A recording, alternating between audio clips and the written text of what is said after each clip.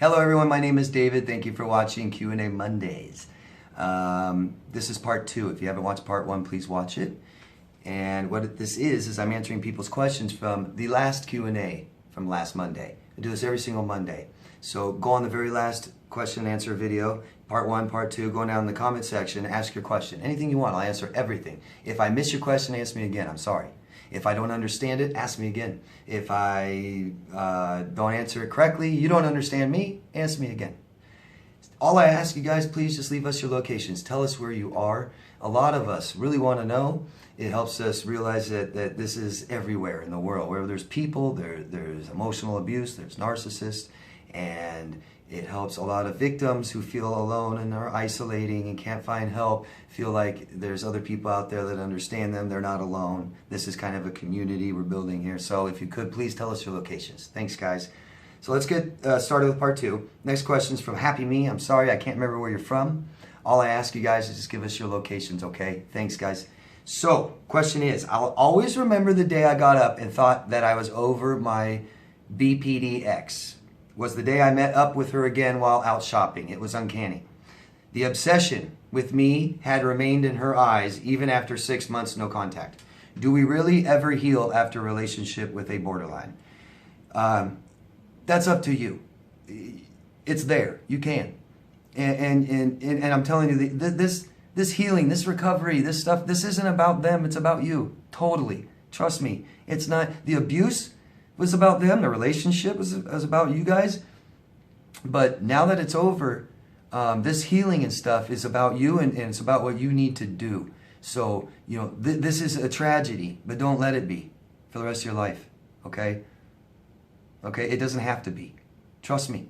Trust me. Myself and many, many others I've helped don't feel bad at all about what happened, about abuse, about people abusing us. We don't feel bad about it. We totally understand what happened. We weren't bad people. We weren't taught what we need to be taught. Okay? And when you guys say, oh, I didn't know. It's not just about narcissist. There's things in life we need to learn and that our parents have to teach us, and they probably didn't if we're making such bad mistakes in our adult life, okay? You can heal from anything. It's up to what you do. How you handle this. What your choices are. What the choices are that you make after this, from this day forward, okay? We all have a past. All of us have some kind of past. And it's about what we've done with it that makes us who we are. It's not the experience that makes you who you are. It's your choices. It's what you do with that, okay? And we make mistakes, and you're going to make mistakes, and that's all part of it. Okay, but the fact that you keep trying and you keep looking, you don't give up, that's who you are. I hope you'll be fine. I promise. Just we can't keep making the same mistake, right? So you don't want to date another borderline. You don't want to be abused again. Okay. Sharon from Tasmania. Hello, Sharon. I cannot thank you enough for the guidance you've given me throughout my healing journey. Thank you for telling me. So much so that my doctor asked what I've been doing to get to where I am now. Obviously, I've been working on myself in every aspect, and I hope that you don't mind, but I gave him your name to pass on to other people suffering. It's so amazing. Thank you, Sharon. Of course, I don't mind. That's what I'm trying to do. That's very nice for you to tell me. I like to think I'm helping people, but I don't know unless they tell me, so thank you very much.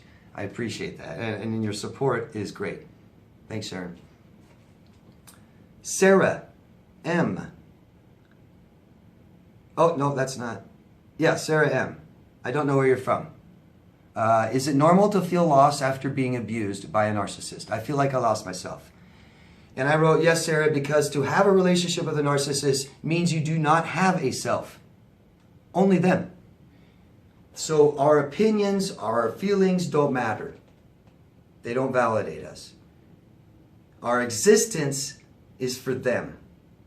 We compromise and sacrifice too much. You have to be with a narcissist. You can't have a self. It can't be about you. Everything's about them, guys. You want to understand what they do or why they do something? When you realize that it's all about them, not you. Then you'll start to understand.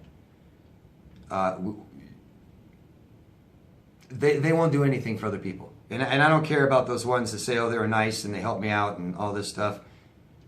They won't meet your emotional needs when you need them. When you need that person in your life to count on and stuff like that, you can't count on them.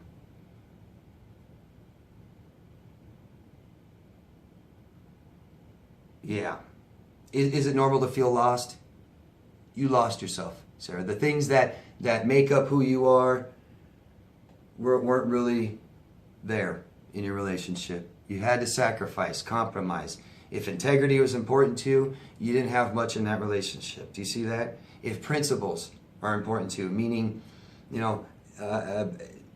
doing something bad to someone else is not okay, but then you let it happen to you.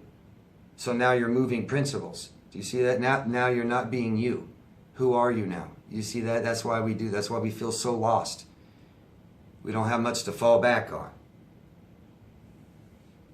I'm sorry, Sarah. That's why people are just so important right now, okay? Maria from Canada. Hello, Maria. Hi, David. Love your channel. Thank you. In your opinion, what causes this disorder? Is it childhood neglect or childhood overpraising? My ex never really talked in detail about his childhood, said he lived in a peaceful household, and that's about it. He told me his parents passed away a few years ago. Told his other ex that his mother died when he was a child. Okay, so he's not being honest. Anybody that makes really bad decisions in their adult life, a lot, impulsive, or they're abusive, they didn't have a very peaceful household. I will always argue that. It's still not completely agreed on by doctors. What causes this disorder? It's labeled as inappropriate parenting. A lot of these disorders we're finding out that have a genetic component to it. But most narcissism is caused by environment. It's caused by their childhood. It's caused by how they were raised. This is a developmental problem. When we're born, we need to develop into an adult. Okay? There's a lot that needs to happen to do that. They didn't do it. They aren't developed adults. Typically what happens, or why, is trauma. Trauma halts development. They had some sort of trauma, bad enough, it halts, it stops that development. If they have parents that are completely inappropriate, neglectful, don't care, they don't help him develop. Inappropriate parenting could be anything from praise that's not necessary, or they didn't do anything for it. Maybe they even did something bad. It could be punishment type behavior for things they didn't do wrong. Very confusing. It's just inappropriate. So that's a big umbrella. Lots of things fall under that. Neglect, abuse, abandonment. Wouldn't doubt it if all three or some of those are in every narcissist's childhood. Bad parenting. Typically, maybe another narcissist. Okay? I hope that makes sense. It's hard for me to say much more than that because, like I said, doctors even don't quite have come to an agreement on exactly what does cause narcissistic personality disorder. So there's all kinds of stuff, right? And try to realize that children react differently. People react differently to trauma, and there's so much, I get a lot of people telling me, me and my sibling, we had the same childhood because we had the same family, things like this. Why did I turn out so empathetic and my brother or sister has zero empathy? You guys didn't have the same childhood and you don't have the same brains. You didn't react the same way. And you have no idea the difference that mom and dad treated you both, and different components and caveats and things in their life that matter. So doctors are still trying to understand it. It's hard for me to get into it much more than that. But trauma. People don't realize exactly what trauma is, especially to children. A lot of people tell me I had a great childhood, and then I find out their parents fought and screamed and kicked at each other all the time. And so if that's our normal, we think that's normal. It's not a big deal. But children can't handle that. Children can't handle their parents fighting and screaming and yelling and hitting things and throwing things. They can't handle that. That's trauma. Children already can't regulate their own emotions. Their emotions are already scary to them. And when you do that kind of thing, that it dysregulates them even more. It causes trauma. It halters their development. Halts.